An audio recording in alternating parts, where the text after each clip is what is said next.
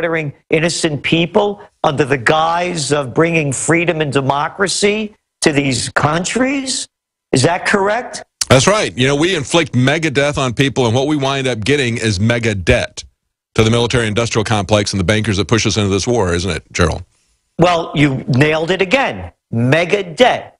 The United States cannot find $500 million worth of armaments and equipment that they left in Yemen. I'm not making this up. They just reported this about a month ago. $500 million. Hey, those roads got a lot of potholes on it. The trains can't run on time. We have money to send over to foreign nations and lose it. And one losing event after another.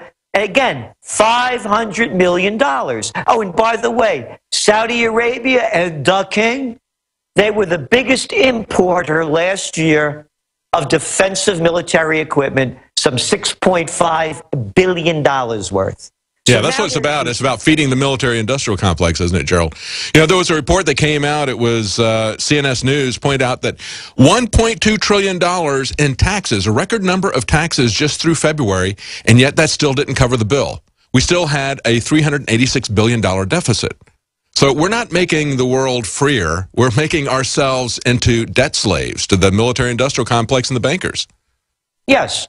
You know, what's going on now with, just today, or last night it was announced that Australia signed on to the Asian Infrastructure Investment Bank that's being headed by China.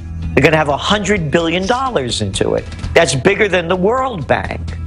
And, of course, they weren't going to do it. So the business of China... Hang on, Gerald. We got to take a break. We're going to be right back. Gerald Celente, trendsresearch.com. Trends Journal. We'll be right back. Of course, we're talking about, as I mentioned earlier, Glenn Greenwald sent out a tweet saying, you know, that you're pretty deep into empire when they can start a new war and nobody even thinks it's news anymore. Well, Gerald Celente thinks that it's news. I think it's news. Actually, Gerald Celente has been talking about this specific incident 6 years ago in Trends Journal. He was talking about how this was going to happen, that Saudi Arabia was going to escalate things by going into Yemen, and now it has happened. And we're talking about the implications of that. But, Gerald, you sent us a video about Obama talking about the success that they've had in Yemen. Set that up for us, and we'll play that video. Oh, we've lost Gerald. Gerald, can you hear me? Yeah, I can hear you. Okay, good. I was just going to say, you sent us a video about Obama talking about what they've been able to do in Yemen as an accomplishment. Set that up for us, and we'll play that video. Yes, this is from September 10th, as Obama's announcing that we're not going back into Iraq. No, no, no. We're only going to save them Yazidis on the mountain, folks. No, we're not going to go back there and run airstrikes all the time and bomb Syria. We're just going to save them Yazidis on the mountain, and it's an anti-terrorist move. And by the way, he talks about his other great successes. So let's listen to that. We've targeted al-Qaeda's affiliate in Yemen and recently eliminated the top commander of its affiliate in Somalia. This counterterrorism campaign will be waged through a steady, relentless effort to take out ISIL wherever they exist using our air power and our support for partners' forces on the ground. This strategy of taking out terrorists who threaten us while supporting partners on the front lines is one that we have successfully pursued in Yemen and Somalia for years, and it is consistent with the approach I outlined earlier this year: to use force against anyone who threatens America's core interests, but to mobilize partners wherever possible to address broader challenges to international order. Oh, there we go. So, yeah, we're al-Qaeda's partners in Syria. Many people said we were operating as al-Qaeda's air force in Syria, but, of course, we're now against al-Qaeda in Yemen is what he's telling us, right? Well, what he's talking about are the victories that he's had in Yemen. Yeah, great victory. Yeah. Great victory. They pulled out all the troops. They closed down the embassy and lost $500 million worth of arms there. And here he is with all that arrogance bragging about the success we've had with our partners in Yemen. Our partner, another General Hadi, another dictator, another military madman, our partners. And by the way, they keep getting away with it, and they keep doing it. Yeah, I guess they're going to find now that when their partners go into Yemen, their Saudi partners, they're going to be finding that they're going to be fighting people with the weapons that we left behind when we bugged out. Exactly. Yeah. And again, we were cutting when we were taking a break before.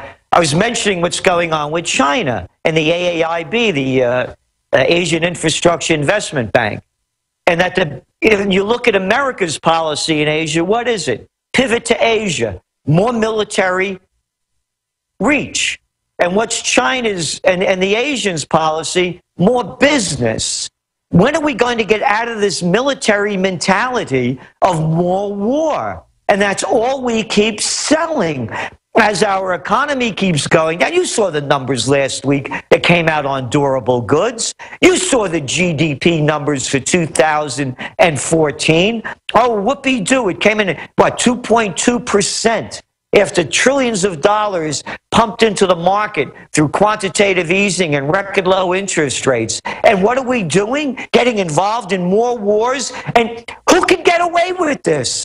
If the president is there September 10th bragging about our success in Yemen with our partner, and poof, the place is up in smoke. Yeah, no sooner than he finished the speech, essentially. I guess it's kind of like his transparency that he was going to have, Gerald, where we're going to know everything that his administration was doing, and they're the ones coming after the freedom of the press more than all the other administrations combined. It's going to be interesting to see how this breaks down. And one of the things that you said when we were talking about this 6 years ago, very likely that there's going to be terrorism in Saudi Arabia. You point out there's a large Yemeni population already in place in Saudi Arabia. This could blow back in terms of the Yemenis going on the offensive, and that could have massive repercussions for oil and for the economy worldwide, because the economy is essentially based on oil. As the price of oil goes up, economic activity plummets, doesn't it? Yes, and that's what you're going to start to see. They're not going to sit back and take this. Who would? And if somebody else was attacking us, we go back and attack them. I mean, can't people get this in their head?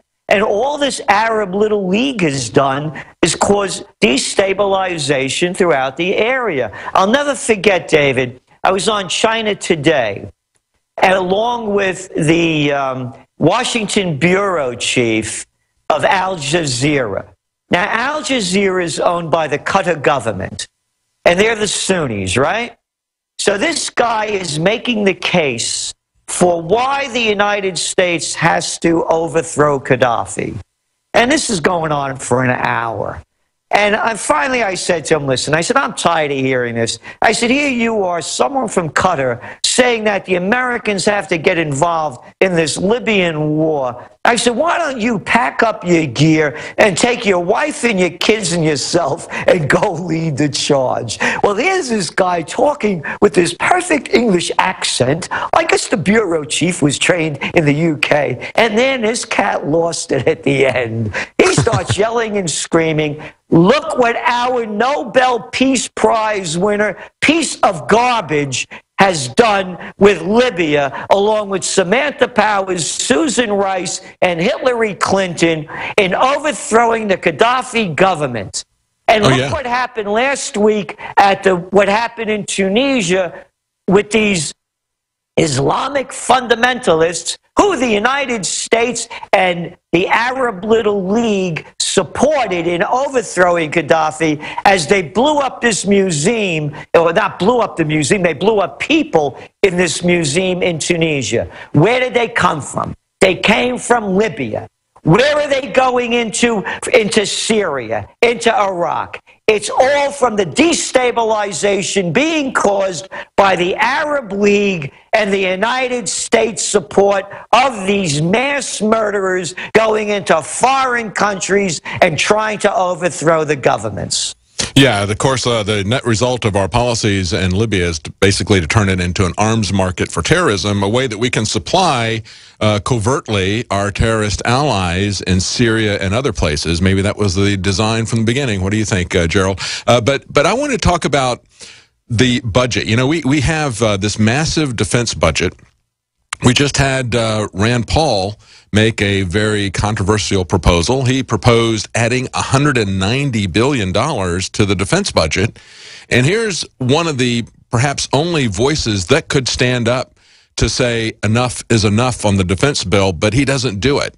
And he actually is even more responsible, though, than the rest of the guys who are going to be throwing their hat in the ring for president. You got Marco Rubio and Ted Cruz signing on to that, but not offsetting it with any cost. At least you could say Rand Paul is trying to offset the $190 billion increase, trying to offset it with $106 billion cuts in foreign aid and other things like that. But I guess the question is, will it never end? Do we have anybody that is going to push back and say, how big is enough? And once we get to the size that the defense budget is, as we were just talking about earlier in the show, I think it's a real threat to the safety of Americans. And, of course, it's a threat to our prosperity. We cannot afford to have this kind of defense spending.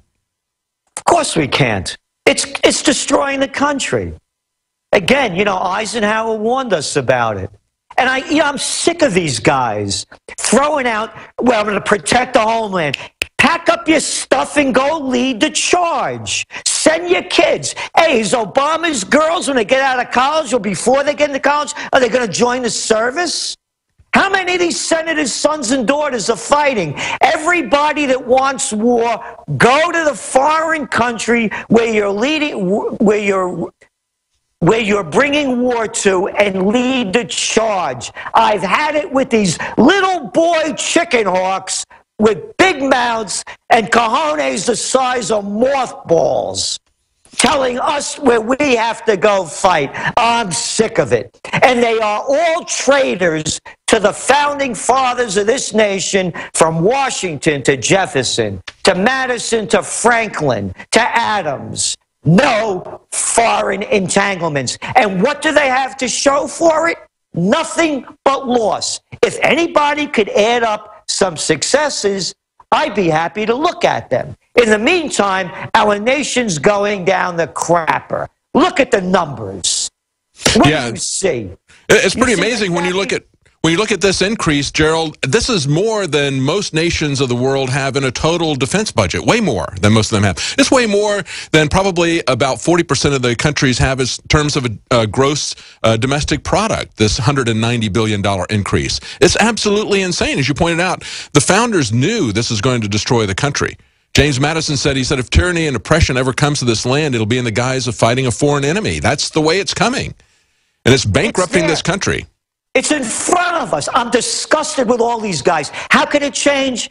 Look, David, if you had a new member, a new guy that was running the Bloods or the Crips, is it going to change how the Bloods and the Crips operate?